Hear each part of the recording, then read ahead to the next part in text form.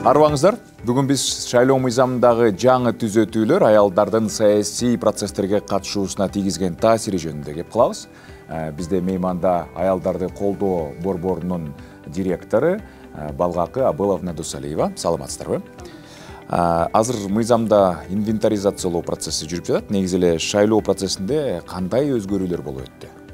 2021 жылдын 5 майында Кыргызстан президенттик башкаруу формасына өтүү менен бирге жаңы конституцияны кабыл алды.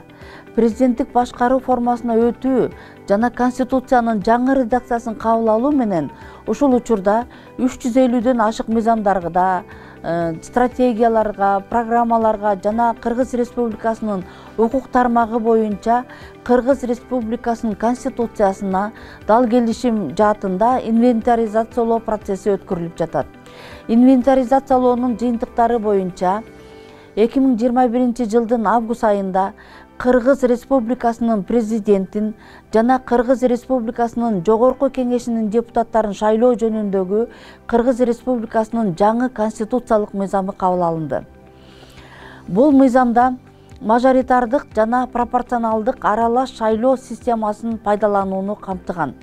Ошентип, эми мыйзамга ылайык Кыргыз Республикасынын жогорку кеңешинин депутаттык корпусу 90 депутаттан турат. Алардын ичинен 54-ü пропорционалдык тутум аркылуу бирдиктүү шайлоо округу боюнча, башкача айтканда партиялар аркылуу шайланат. Ал эми 36 депутат мажоритардык тутум аркылуу бир мандаттык шайлоо округу аркылуу шайланат. Эл аралык мыйзамдардын негизинде кабыл алынган квота мыйзамы убактылуу атайын чара катары 54 гана депутатка карата иштейт. Ал эми 36 депутатка карата квота мыйзамы иштебейт. Ошондо 90 депутаттын 16сы гана аял депутат болуп калышы ыктымал. Бул болсо Кыргызстандын калкынын 52%-ын түзгөн аялдардын өкүлчүлүгүн болгону 16-17 гана аял депутат түзөөрү күтүлүүдө. Ал эми мажоритардык тутуму менен шайланууда аялдарга карата тоскоолдуктар абдан көп. Аялдардын саясатка келүүсүнүн маанилүү экенине стереотиптик көз караштардын таасири менен элдин түшүнүгү дагы эле жетелек. Анткени гендердик саясатты илгерилетүүдө кээ бир саясатчылар дагы туура эмес сүйлөп койгонуна ээрчип, терең туура түшүнүккө жол бербей турат. Ошондуктан коомчулук мажоритардык система менен аялдардын жакшы процентте келишин күтпөй эле. Бийликтин өкүлчүлүктүү жана аткаруу органдарында катышуудагы гендердик тең салмактуулук эмне үчүн зарыл? Гендердик тең салмактуулук өлкөнүн гүлдөп өсүшүнө, тынчтык жана туруктуу өнүгүүгө жетишүү үчүн зарыл болгон эң негиз. Ал туруктуу өнүгүүнүн максаттары деген документте 5-максатында чагылдырылган.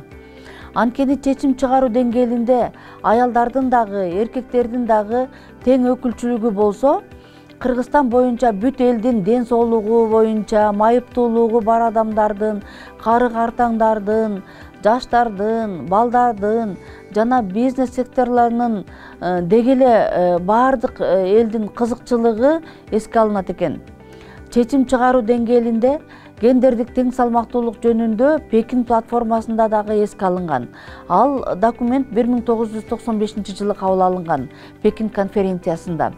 Пекин платформасында жашоонун бардык сферасында 50% балансты камсыз кылууну жана аялдардын чечим чыгаруунун бардык тепкичинде катышуусун камсыз кылууну баса көрсөтөт. Платформада саясатты түзүүдө аялдардын катышуусу менен ишке ашырып жыйынтыгында аялдардын ролун жогорулатууга арналган программа болуш керек экен дейт. Мунун артыкчылыктуу жактарында, мисал үчүн, биздин жогорку кеңешке аялдардын келиши менен гендердик саясатты илгерилетүүчү жакшы мыйзамдар кабыл алына баштады. Мисалы, жашы жете элек кыздарды күйөөгө берүүнүн саны кыскарды. ЮНИСЕФ эл аралык уюмунун 2018 жылдарга карата түзүлгөн статистикасында кыздардын эртең никелешүүсү айыл жеринде абдан көп жайылган. Айыл жеринде 16,4%-да түзсө, шаар жеринде 8,6%-да түзгөн. Бул 2018 жылдагы статистика 2014 жылдагы статистикага салыштырмалуу 3 эсе кыскарган дегенди билгизет. Анткени төрөт учурдагы энелердин өлүмүнүн көп процентин жашы жете элек кыздар түзгөн. Дагы бир мисал катары, жаңы шайлоонун жыйынтыгында жергиликтүү парламенттин депутаттарынын 38,7%-ын аялдар түзүштү. Бул жерлерде социалдык маселелерге көңүл бурулат дегендикти билгизет. Кыргыз Республикасынын жогорку кеңешиндеги аял депутаттарынын форуму жакшы иштеп жатат. Кыргыз Республикасынын жогорку кеңешинин спикеринин алдында аялдардын укуктары жана гендердик зомбулуктун алдын алуу боюнча дагы кеңешме түзүлдү. Бул дагы бир жакшы ийгилик. Демек, айым саясатчылардын деле туура багытта мамлекеттик саясатты жүргүзө аларына далилдей алышты. Бул көрүнүштүн бардыгы биздин мамлекетте гендердик тең салмактуулукту карай жылыш болуп жатканын билгизет. Аялдардын саясий укуктары мыйзамда жана жогорку кеңеште аялдардын катышуусун камсыздоочу укуктук ченемдик актыларда аткарууда канчалык сакталган? Бизде негизи Бириккен Улуттар Уюмунун изилдөөсү боюнча жок дегенде чечимдерди кабыл алуу деңгээлинде ар бир жыныстын өкүлү 30%дан кем эмес болсо, чечим кабыл алууда калктын бардык көйгөйлөрү эске алынат экен. Бул ал эми Кыргызстандын учурунда жок дегенде аялдар 30% чечим кабыл алуу деңгээлинде болушу керек эле. Бирок тилекке каршы бизде алиге чейин бул талап сакталбай келет. Анткени ушул чечим кабыл алуу деңгээлинде кош стандарт бар. Мен жогоруда башка темада айтып кеттим эле. 2007 жылы квота мыйзамын кабыл алгандан кийин жогорку кеңештин аялдарынын өкүлчүлүгү 25%ды түзгөн. Эң көп аял депутат болгон учур ошол учур эле. Андан кийин 2010 жылы 23%ды түздү. Андан бери жогорку кеңештин депутаттарынын аялдардын келүүсү 20%дын тегерегинде гана болуп жатат. Бул көрүнүш тоскоолдуктардын болуп турганын айнегелейт. Жогорку кеңештин деңгээлинде гендердик өкүлчүлүктү сактоо үчүн Кыргыз Республикасынын президентин жана Кыргыз Республикасынын депутаттарын шайлоо жөнүндөгү конституциялык мыйзамында төмөнкү нормалар чагылдырылган. Талапкерлердин тизмесин аныктоодо саясий партия аял жынысындагылардын дагы катышуусун эске алууга милдеттүү. Экинчи, бир жыныстагы талапкерлердин саны 70%дан ашпоосу. Ошол эле учурда саясий партиялардан көрсөтүлгөн аялдардан да жана эркектердин да тизмеси кезектешүүсүнүн айырмачылыгы 3 позициядан ашпоосу керек. Бирдиктүү шайлоо округунан шайланган депутаттардын укуктары мөөнөтүнөн мурда токтото турган учурда анын мандаты кезек боюнча кийинки талапкерге берилет.